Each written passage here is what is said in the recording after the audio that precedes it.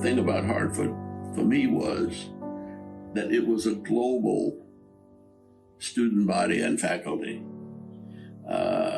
I think we had just about every continent represented in the student body.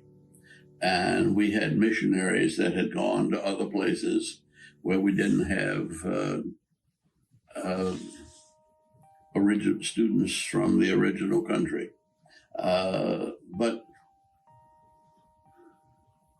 it was an atmosphere that made the world make sense to me.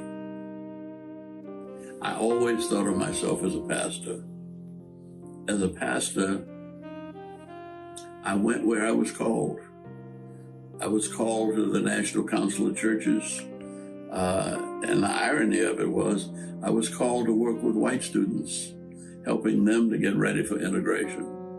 But then I left there and went to work with Martin Luther King and stayed there for the next 10 years. Lived through the civil rights movement. It's hard to replace that part of my life. The weekend before he went to Memphis, we had a conversation talking about how to get the energy of the movement into politics. I never thought we were talking about me, but when Dr. King was killed, it was not long after John Kennedy being killed. Robert Kennedy was killed shortly after that. Malcolm X had been killed. It wasn't very encouraging back in those days. And so everybody who was talking about running backed out. And I ended up running for Congress, losing the first time, getting elected the second time. That led me to working with Jimmy Carter as governor. And then I ended up supporting him for presidency. And he asked me to go to the United Nations. President Carter led the prolonged applause in the White House East Room for the swearing in of Andrew Young to be the new U.S. ambassador to the United Nations.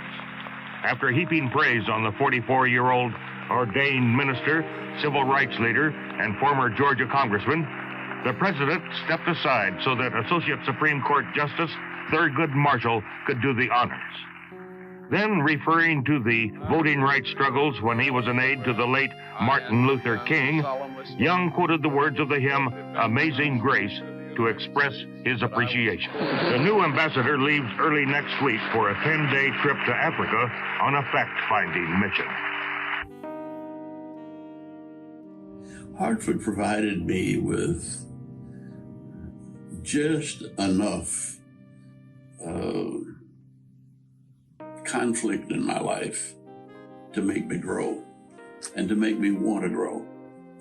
Both my New Testament professor and my Old Testament professor were Quakers. And so there was a strong Quaker influence. That meant a strong nonviolent influence on the campus. And it meant that I would go to the Quaker meetings quite a bit. Because that was something new. I found that it was what I needed. And I was there for 3 years. And that gave me a very, very proper background